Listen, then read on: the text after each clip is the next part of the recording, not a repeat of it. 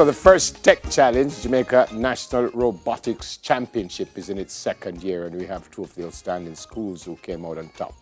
From York Castle, team programmers, Vedang Kevlani, who's on that right there, and Sohan Merpuri. Thank you, sir.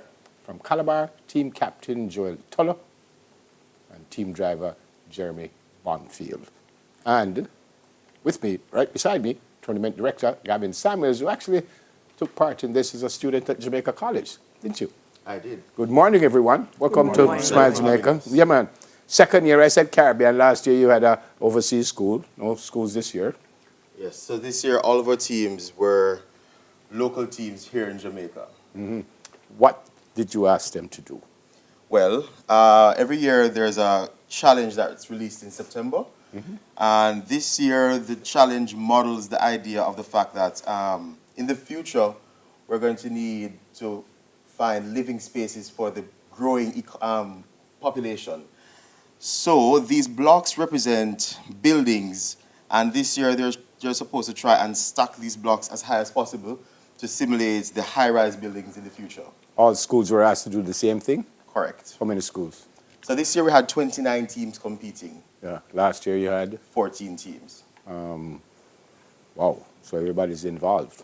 How did they do overall before we get to the winners here? How did they do overall? I think don't take my word for it. We had some international volunteers who go around to different tournaments internationally and assist with the competition. And the feedback we've received from them is that the students in our region are on par with the international teams. Okay. So we're very happy that this year, as a result of the workshops, scrimmages, and training sessions we had made available to the students, they were able to become more competition ready and did better this year. I said top two. Calabar won what? So Calabar is the recipient of the Inspire Award. And York Castle? York Castle is the captain of the winning alliance. So explain the difference. So Calabar came out as a top team out of the judging room. They have to do a presentation to judges, and the top teams were selected. And York Castle was the top team on the field. Okay. So they went all the way through qualifiers, semi, quarter, finals, and was the captain of the team that won. Okay, Joel, as captain, what was your role in all of this? Well, my role in all of this was the engineer. So this robot design that you see here, I was a part of the team members that allowed to construct this beautiful design here. What is it? Well, this robot, as you can see, as Mr. Samuel said earlier, is capable of stocking blocks. Yeah. So you can see here that we have a clamp system that grips the block. We can show you. Do a quick demonstration for you. That's Jeremy, the driver? Jeremy, the driver. All right, Jeremy. All right. And then what happens now? All right. And then? Can go up.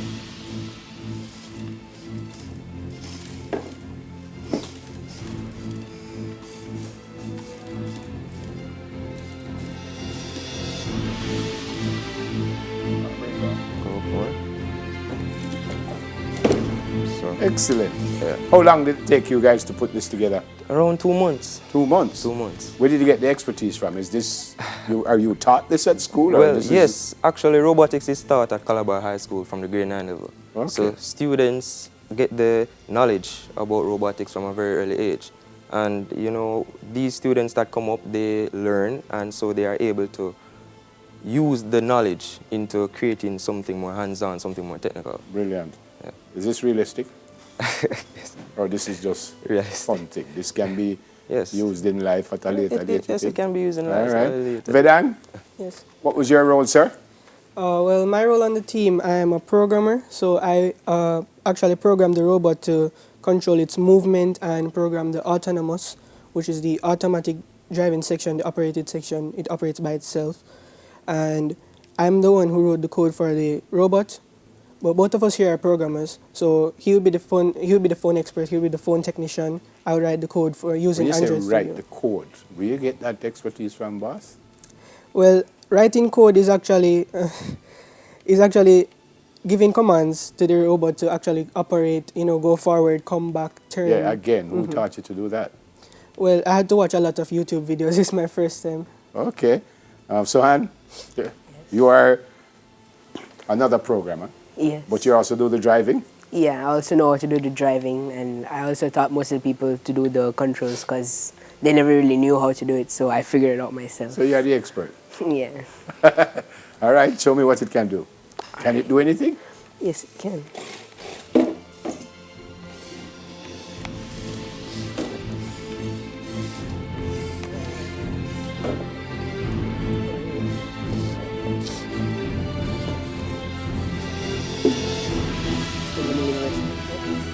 While he does that, Sir Gavin, is there a specific time that they have to complete a task? Yes, so the matches are actually 2 minutes and 30 seconds each. Yeah. And one of the brilliant things about the competition is even though all the teams are really supposed to be doing the same thing, quote unquote, it's very interesting to see how each of them put their own spin on it. Because as you can see with the Calabar robot, there's a clamp that goes front and back. And this one is side to It's side. side to side. Yeah. So it also helps students to understand the fact that there are multiple ways you can achieve the same outcome. Yeah. So it's also helping them to get creative, think outside the box, because even though we have 29 teams competing and they're all doing the same thing, all of them have completely different robots. And that's important. And that's important. Yeah. All right, so you guys didn't get it right. How high did Calabar go? The winning team went how high? Well, the winning team went, I think, approximately 6 blocks. 6 blocks. Yes. And Calabar robot can go approximately 5. However, in the competition, we didn't get to go as much as 5. However, once you can put these bricks on the foundation, then it's same equal chance. Why did you not go higher? Well, in the competition, the nerves is a lot because you're facing schools such as Jamaica College, such as Queens, Arden. Yeah, yeah. So, you know, the nerves, it's hard. What happened just now, sir? Yeah, we didn't really get it so right because, like, I'm kind of like the backup driver. I'm not the driver, but you know, Okay. since we had to decide at last, so. But if that since I- happens, they could just do it again, couldn't they?